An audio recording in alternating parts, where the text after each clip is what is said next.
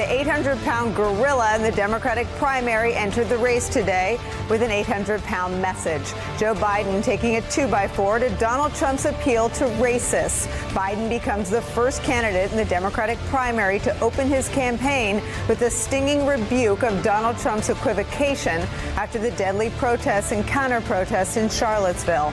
We don't know how the Democratic primary will turn out for Biden, but a new bar has been set in terms of calling Donald Trump what he is, a threat to the unity of this country. In his official campaign announcement, Biden cutting right to the bone, articulating the stakes of the next presidential election as being about the soul and character of our nation. Watch. It was there on August of 2017 we saw Klansmen and white supremacists and neo-Nazis come out in the open. Their crazed faces, illuminated by torches, veins bulging and bearing the fangs of racism, chanting the same anti-Semitic bile heard across Europe in the 30s. And they were met by a courageous group of Americans, and a violent clash ensued. And a brave young woman lost her life. And that's when we heard the words of the President of the United States that stunned the world and shocked the conscience of this nation. He said there were, quote, some very fine people on both sides. Very fine people on both sides? With those words, the President of the United States assigned a moral equivalence between those spreading hate and those with the courage to stand against it. And in that moment, I knew the threat to this nation was unlike any I had ever seen in my lifetime. I wrote at the time that we're in the battle for the soul of this nation. Oh, that's even more true today. We are in the battle for the soul of this nation. I believe history will look back on 4 years of this president and all he embraces as an aberrant moment in time.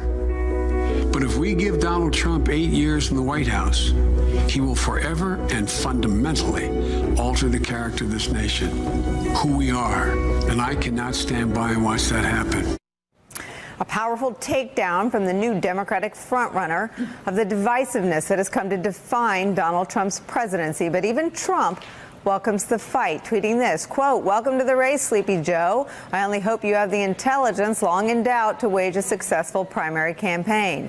It will be nasty. You'll be dealing with people who truly have some very sick and demented ideas. But if you make it, I'll see you at the starting gate." And that is where we start today with some of our favorite reporters and friends, all on set. Nick Confessori, political reporter for the New York Times, NBC News national political reporter Heidi Price-Bella, Jennifer Palmieri, former White House communications director for President Obama, and our friend Donny Deutsch. I'm going to start with you, Donny Deutsch. I thought that if you had to distill the single most damaging thing Trump has done as president into one incident and articulate how you're going to be a force against the single most damaging thing about Donald Trump's presidency, that was it. It was brilliant, and it was brilliant because it was him. A 78-year-old can do that. A guy with his history, not that anybody can't say it, won't have the right to say it. He immediately almost took one of his perceived negatives. He's been around too long, he's old, and came, remember Hal Holbrook at Wall Street was kind of like the voice of reason, and he was comfort food. There was something in the tone and manner of that, and that's so much of what this nation needs now. He also figured out, no matter how you run, you have to be the anti-Trump. You know, that's just, it's a very binary choice. You can't ignore Trump. You have to package it in a way that's relevant. The important thing going forward now, you can't just stay on right and wrong. You have to flip that for what does that mean to a voter? So that we can't put up with this injustice anymore because he's killing people with health care. The super rich are getting richer. He's a lawless president. So it can't just be that he's a racist, he's a slimeball, he's a bad guy, and these abstract things of he's destroying our democracy. Let me push back for a minute. Okay. He didn't say. You always push back on everything. That's why I love being here. But he didn't say this. He didn't say he's a slimeball. Like, I think the power of the message is that he showed a moment that we, whether you love Trump or hate Trump, we all lived through Charlottesville, yes. And we saw on the president president's staffers' faces who stood in the lobby of Trump Tower when he did that press conference. I was live on set that day and talked about good people on both sides, that they see. John Kelly, his former chief, seemed to feel what Joe Biden said. And we have to get to policies. I understand, unlike Republicans, Democrats like policies. But he went big. And my advice to him would be to stay there. Well, yes, I love where he went. It's an overall just do it Nike up there. You still then have to go down into women's activewear, into basketball. If you just stay up there, they're going to pick him apart on the policy. But he does have that overarching kind of what we call kind of brand architecture that nobody else can have. And I just think the other thing he has going for him is compassion. The very thing that he got ridiculed for, the hugs, and I made kind of a joke, the country needs a hug. Yeah. That was a big hug. I think that with the listen, and Democrats shouldn't listen. I am the last person that should weigh in. My position on the Democratic primary is I will vote for someone's bus. Whoever y'all nominate, I will vote for him or her, or the bus. However, David Axelrod, President Obama's former chief strategist, said at a campaign event at Annenberg after the 2008 campaign, every election is a reaction to the one that came before it. If we are looking to react to Trump and Trumpism, that's how I want to be made to feel. Right, but here's the problem, is that he can't stay there because he's got that was a beautifully executed video, and I thought it was smart to go to Charlottesville and not talk about the white working class, which I think probably was what people expected him to do, right? But to answer the question about justice and race. But you can't stay there because you got to go, because the next day you got to show up in Iowa or Houston and go to She the People. You got to get, he becomes immortal now. He just becomes another candidate. And I know that what the Biden team is worried about are these high expectations, and being the front runner, particularly Democratic primaries, a front runner doesn't normally win because the front runner is coming in usually artificially inflated. I think there's a lot of Obama nostalgia that's behind this candidacy. Maybe this is a time that works. That has never worked in the Democratic primary before. Y'all are so hard on yourself. It's not. I mean, I would love if let me just go back to normal. I understand it. They want to wash away the Trump presidency, and I would love so I push back against my Democratic primary in the Republican primary. Let me get Chris Christie to make my case the way I made it to you. Let me get Chris Christie to push back on you. Chris Christie saying today in a podcast that if Biden can make it through the primaries, if he can make it through all you persnickety policy types, he's the one Dem candidate who appeals to the white working class voters who handed the election to Trump and could hand 2020 to Biden instead. If he can get through the Democratic primary. Yes, that's I mean, I think that is what how much can he sustain this? It's a battle of attrition when you're a front runner like this. And when you start losing altitude, every question you get is, why aren't you doing better? And it becomes really hard. I mean, these are the realities. You sound like you're scarred. I'm wise, Donnie. You know what? She's also speaking from experience, right? Because I covered the Clinton campaign. You were obviously there for the Clinton campaign. And one of the things, and fairly, I think you would agree, one of the criticisms was that whenever Hillary was, facing a moment of stress, she would go back to the temperament argument and go back to defining Trump versus understand the frustration that she talked at length and in great detail, in more detail than any candidate, about policy ideas, and just couldn't seem to get, garner the same media attention. And so that is why I do think that it's smart that this is the way he started out. Why? Because in talking to Democratic voters over the past 2 years, they are shaken. This speaks to their deepest anxieties about what they've witnessed over the past 2 years, that, to Joe Biden's point, is this who we are, or is this an aberration? And if you talk to these Democratic voters, they say that they realize that things that they've seen, like Charlottesville, like the Pittsburgh shooting, that they didn't realize we had this in our bloodstream. And so that is an open question for them. Is this who we are, or is this an aberration? And so for him to start out this way, I think we can both agree this is a smart idea, but 100% with Jen as well, that beyond that, then he's going to have to say, how do we course correct in terms terms of specific policy, because Democrats will demand that. The base will demand that. I want to ask you a question about political journalism. We sit here and we talk about candidates like a vivisection, right? Cut off their head, cut off their heart, cut off their hands. Voters don't vote the way we analyze politics. It's not how they vote.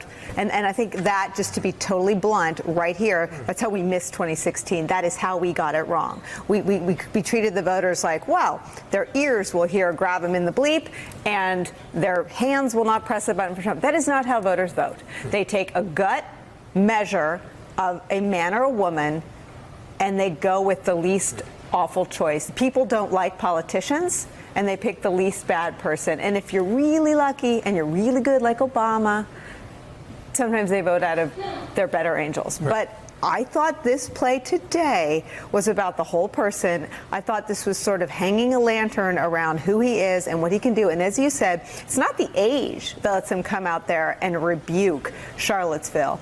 It's the father, it's the grandfather, it's someone whose heart was broken by the death of his son, who stood there and said, this guy is breaking my heart when I watch Charlottesville, and we can do better. I thought it was powerful. Look, politics is about stories, and campaigns are a kind of storytelling. Policies are important. What he's doing here is telling a story of himself as the national emergency candidate.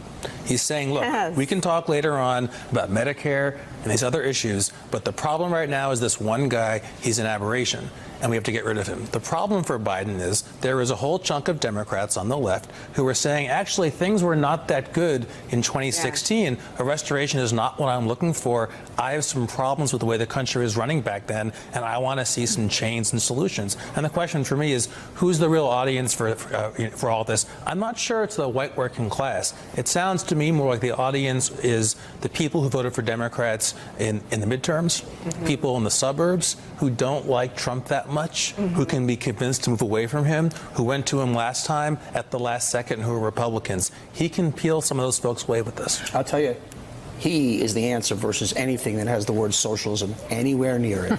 You want those same voters that won those 40 districts, that's what you got. I mean, and to me, the other thing I always break it down to, put the guy on stage next to Trump. And I love him on stage next to Trump. I love his height. I love that he threatened to get into a fist fight with Trump. And I love, to your point, the gestalt. He is the ultimate anti-Trump. He is a kind human. Now, take a guy like Mayor Pete. There's another different kind of anti-Trump. There's a different, another kind of anti-Trump. But he's got that stuff. I think if he gets to the general, I think by far, and the Republicans are most frightened of him. Donnie, let me ask you a question. How does he avoid the same criticism that Hillary Clinton got, for instance, from African-American voters on the crime bill? They both have the same record, and we know that a big part of the problem was her turnout with African-American voters. So after the Republicans have run all of their Oppo ads and done the job on Joe Biden, how does he not end up meaning the same I'm 78. I've learned things over the years. You know, you're not flipping from age 46 to age 47. Anita Hill, same thing. Shame on me. We've evolved, the same way if you talk to a 78-year-old African-American man, he's going to probably said some inappropriate things towards white people. They're 78. So the difference, if it's genuine and real, and I think people will respect that. People say, I've lost 2 children. I've seen what pain is. I've been on the other side.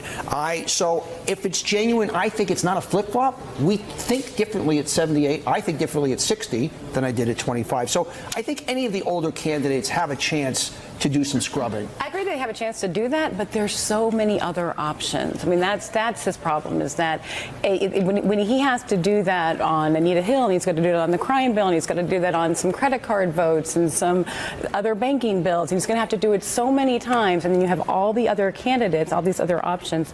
I think that's where it becomes, that's where it becomes problematic for him. And in Democratic primaries, for better or worse, it's never the person who's at the lead in the front end. That's not who takes back White Houses. Who takes back White Houses were Jimmy Carter, Bill Clinton, Barack Obama. And it is, this is like there is a curse about being the front runner. It's hard. You get more scrutiny. It's not fair. There's high expectations. I know the Biden team is worried about that. I know that they will be glad to hear me raising some of these flags so that people don't expect that he's going to stay as high as he is. He could still end up as a nominee and take a dip in popularity. And that's likely to happen. He's going to become counting him out today? No, I'm saying. You just said the front runner never wins. I did say the front runner never wins, but I've also learned in She's my pushing back, experience by the way. with you on the. I'm just trying to get. I'm trying to understand. I think it's like, first of all, you can't. You're getting a lot of you cynicism can't at make this table, predictions. You can't make. Obviously, you can't make predictions anymore like that. But it is. I'm just saying. I love him, and I'm concerned for him that the expectations are too high, and I actually think it's going to be hard. And I think what his staff feels is like it's like history's against us. Vice presidents normally don't win. Front runners normally don't win. Everybody don't think that this is locked up. This is going to be, and he also needs to show, I don't think I have this locked up, and I'm going to go out there and work hard every single day, just like every other candidate is. And so that is, he's going to become, he'll have to become immortal. The way, when Beto first got in the race, everybody was like, oh my God, it's over. And then, when Kamala Harris got in the race and she had her great event in Oakland, people thought like it's going to be her. And then you got to slog it out. And it's Heidi lived through that experience with us. It's really hard. Are Republicans, are Democrats prepared to keep their fire pointed at Trump, or do they want to kill each other? I think that they don't want to kill each other. I think they do want to keep their fire trained at Trump. I think with the first debate, when that happens next, in like 6 weeks or so in June, you will not see anybody attack anyone else. Like they will stay there till the fall, and then it can get tough. And no Democrat goes like, and I don't think Bernie Sanders went after Hillary Clinton thinking that he was doing damage to the Democratic frontrunner. These people really believe what they say, and for better or worse, that's how our Democratic primaries go. Listen, back in 2016, and this is my opinion here, but the battle between Clinton and Bernie Sanders was far more tame than it could have been or was on the Republican side. They had arguments, they attacked each other, but by the standards of politics, it was not like a crazy fight between the candidates, the supporters online. That's very different. But in some ways, you mean can the have, rhetoric? Yeah, and But Bernie's staying Like I said, in. one thing really that was deadly about it: the right and the left were making the same argument against her. Totally. That kills you. And Bernie staying in was ultimately contributed I'm just saying to her loss. it's possible to have a pretty vigorous debate within a party that isn't a mudfest, and for the Republicans it was, and the guy who gets down in the mud won. Cole, the one thing I want to say. say that I think you really hit on, that you felt something today when he spoke. She sure did. And it wasn't all left, right. When I say you, I mean all I'll of us. vote for the bus. But I'm just saying what was different today than what we've seen, and some people have done things really well, and other people not so much. You felt it. You felt, particularly against the noise. You were listening to the news before and after, and impeachment and tweets and this and that, and he took almost a deep breath. That was the gut thing that you're talking about. Can I push back? I'm just teasing. I think we should rename the show. Now that I'm looking down at my notes, I'm reminding myself. So there are some big advantages that he has when you think about whether Democrats are actually going to go for the progressive firebrand or go for the graybeard. If you look at the word clouds that they're using, the polling word clouds, trusted leader, stability. These are the words that come up time and again in terms of what Democrats are looking for. And after this experience of having a number of them stayed home and seen that the end sum of that was a Trump presidency, many of those voters are going to be in a very different position in 2020 than they were in 2016, when for whatever reason we just didn't see the same kind of turnout numbers. Again, to remind people, Donald Trump got less votes than many other Republicans, including Mitt Romney. The problem here was a lot of it on the Democratic side in turnout. I want to put you on the spot, Jen, because we're friends, and I hope you'll still be after this question. The most negative things I've heard about Biden have come from former Hillary Clinton staffers and former Obama staffers. Is it because you saw him up close and you know his weaknesses? No, I love Joe Biden. If Joe Biden could be, I'm not talking about you. I'm just saying privately. I think, I'm so candid. Okay, I think there are. Shame on you. I actually think, okay, so I wanted Joe Biden to get into the race in 2016 because I am probably the only Hillary Clinton staffer who did, because I thought more competition would be good for her, and I thought she would probably beat him. But if not, if he won, so be it. If he would be the better candidate. There is some, so there's a little about him, he wasn't always the most supportive from the sidelines, so that might be reflected in somehow the Clinton staff feel. And Obama's staff, you know, I was an Obama staffer who worked great with the vice president and had a lot of respect for him and think he is a very good person at governing and very good person at politics. You know, not everybody felt that way. Hey there, I'm Chris Hayes from MSNBC. Thanks for watching MSNBC on YouTube. If you want to keep up to date with the videos we're putting out, you can click subscribe just below me or click over on this list to see lots of other great videos.